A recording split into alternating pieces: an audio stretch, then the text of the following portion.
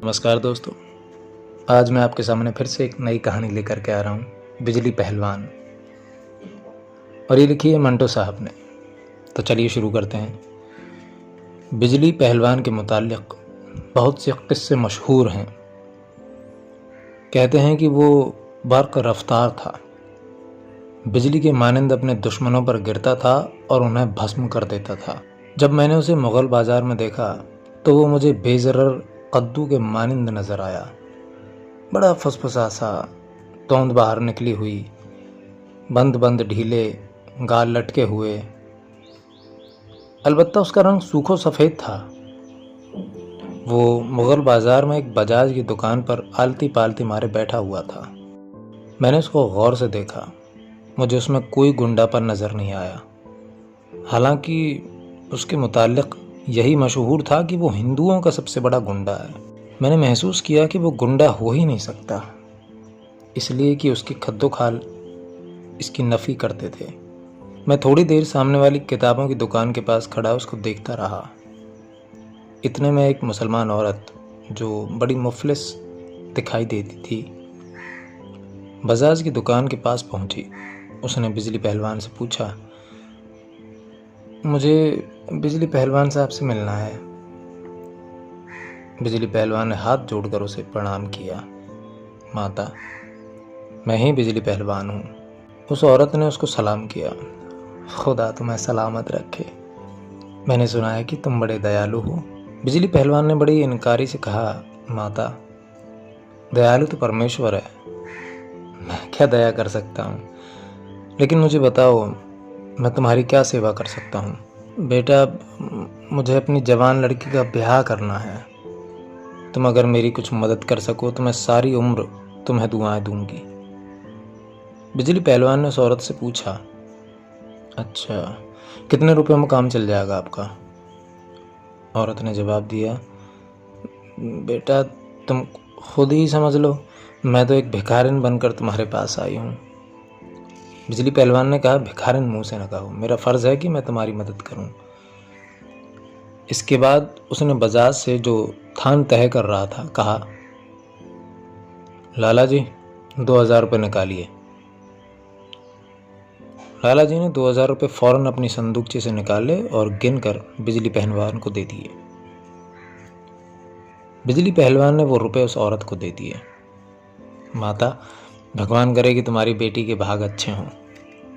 वो औरत चंद लम्हात के लिए नोट हाथ में लिए बुत बनी खड़ी रही। गालिबन उसको इतने रुपए एकदम मिल जाने की तवक्को ही नहीं थी। जब वो संभली तो उसने बिजली पहलवान पर दुआओं की बौछार कर दी।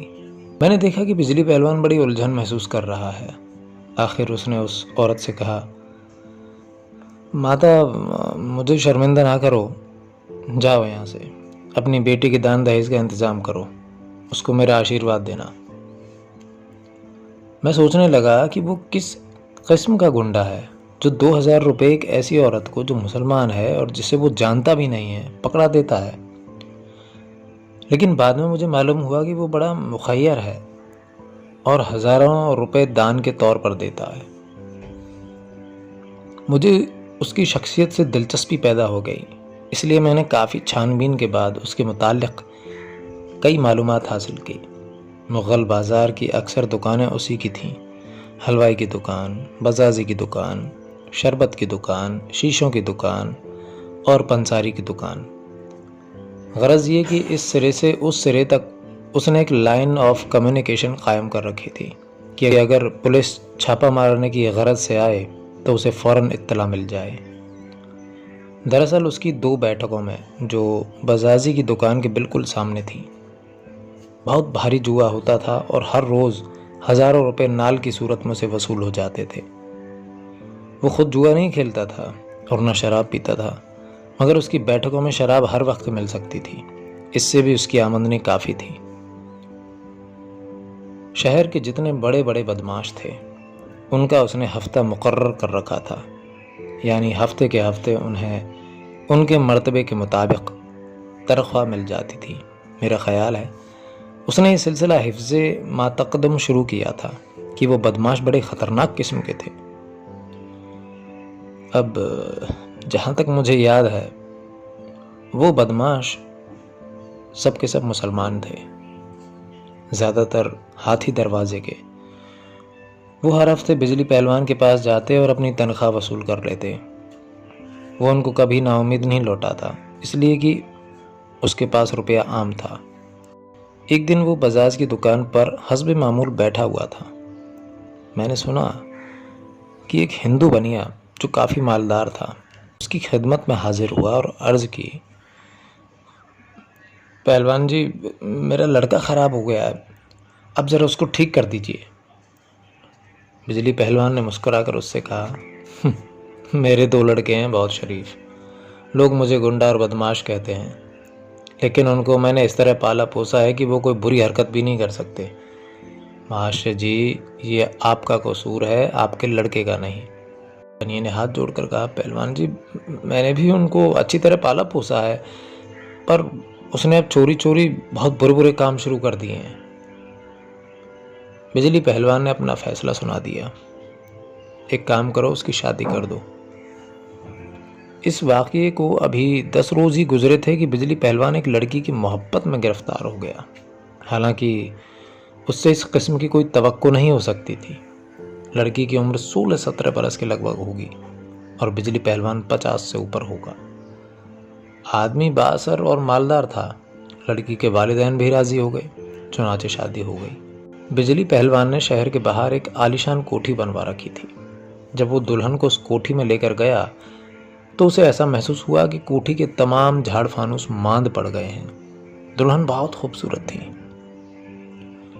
पहली रात बिजली पहलवान ने कसरत करना चाही मगर कर ना सका, इसलिए कि उसके दिमाग में अपनी पहली बीवी का ख्याल पूरी तरह करवट ले रहा था। उसके 2 जवान लड़के थे जो उसी कोठी के एक कमरे में सो रहे थे या जाग रहे थे। उसने अपनी पहली बीवी को अपनी दूसरी शादी से पहले ही कहीं बाहर भेज दिया था। उसकी पहली बीवी को इस बात का कतई इल्म नहीं था कि उसके पति ने दूसरी शादी कर ली है। पहली रात बिजली पहलवान सोचता रहा कि उसे और कुछ नहीं तो अपनी पहली बीवी को मुत्तला कर देना चाहिए था। सारी रात नई नवेली दुल्हन, जिसकी उम्र 16-17 बरस के करीब थी, चौड़े चकले पलंग पर बैठी बिजली पहलवान की ऊट पटांग बातें सुन रही थी। उसकी समझ में नहीं आ रहा था कि उसकी शादी है या क्या है।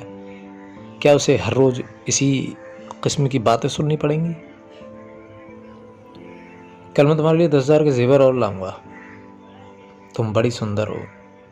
बर्फी खाओगी या पेड़े? ये जो कोठी है ना, मैं तुम्हारे नाम लिख दूंगा। ये बताओ, कितने नौकर चाहिए तुम्हें? मुझे बता दो, 1 मिनट में इंतजाम हो जाएगा। मेरे 2 जवान लड़के हैं, बहुत शरीफ। तुम उनमें जो काम लेना चाहो ले सकती हो, वो तुम्हारा हुक्म मानेंगे। दुल्हन हर रोज इसी किस्म की बातें सुनती रही, हत्ता कि 6 महीने गुजर गए। बिजली पहलवान दिन ब दिन उसकी मोहब्बत में गर्क होता गया। वो उसके तीखे तीखे नक्श देखता तो अपनी सारी पहलवानी भूल जाता। उसकी पहली बीवी बदशक्ल थी, इन मानों में कि उसमें कोई कशिश नहीं थी। वो एक आम खतरानी थी जो एक बच्चा जनने के बाद ही बूढ़ी हो जाती है। लेकिन उसकी ये दूसरी बीवी बड़ी ठोस थी और उसके ख्याल में वो 10 बच्चे पैदा करने के बाद भी साबित और सालिम रह सकती थी। इसलिए वो पिछले कई दिनों से अपने एक वैद्य दोस्त के पास जा रहा था, जिसने उसे यकीन दिलाया था अब किसी किस्म के तरद्दुद की ज़रूरत नहीं, सब ठीक हो जाएगा। बिजली पहलवान खुश था। उस दिन वैद्य के यहाँ से आते हुए उसने कई स्कीमें तैयार की, मिठाई खरीदी, सोने के 2 बड़े बड़े खुशनुमा कड़े लिए, 12 कमीज़ों और 12 सलवारों के बेहतरीन कपड़ा हासिल किया और शाम को 7 बजे घर पहुंचा। आहिस्ता आहिस्ता कदम उठाते हुए वो अपने कमरे में गया। उसने देखा कि वहाँ उसकी दूसरी बीवी नहीं है। उसने सोचा गुसल खाने में होगी। उसने तमाम सामान पलंग पर रखकर गुसल खाने का रुख किया, मगर वो खाली था। वो बड़ा बेचैन हुआ कि उसकी बीवी कहाँ गई। तरह तरह के ख्यालात उसके दिमाग में आए, मगर वो कोई नतीजा बरामद न कर सका। उसने वैद्य की दी हुई गोलियां खाई और पलंग पर बैठ गया। ये सोचकर कि उसकी बीवी आ जाएगी, आखिर उसे जाना कहाँ है। वो गोलियां खाने के बाद पलंग पर बैठा कमीज़ों के कपड़े को अपनी उंगलियों से मसल मसल कर देख ही रहा था कि उसे अपनी बीवी की हंसी की आवाज़ सुनाई दी। वो चौंका और उठकर उस कमरे की तरफ गया जो उसने अपने बड़े लड़के को दे रखा था। अंदर से उसकी दूसरी बीवी और उसके बड़े बेटे की हंसी की आवाज़ें निकल रही थीं। उसने दस्तक दी, दरवाज़ा नहीं खुला। उसने बड़े ज़ोर से चिल्लाना शुरू किया, दरवाज़ा खोलो, अरे दरवाज़ा खोलो। उस वक्त उसका खून खौल रहा था। दरवाज़ा फिर भी नहीं खुला। उसे ऐसा महसूस हुआ कि उस कमरे के अंदर उसकी जवान बीवी और उसके बड़े बेटे ने सांस लेना भी बंद कर दिया है।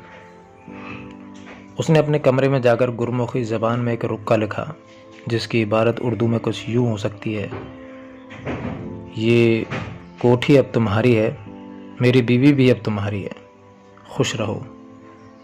कुछ तोहफे लाया था, वो छोड़े जा रहा हूँ।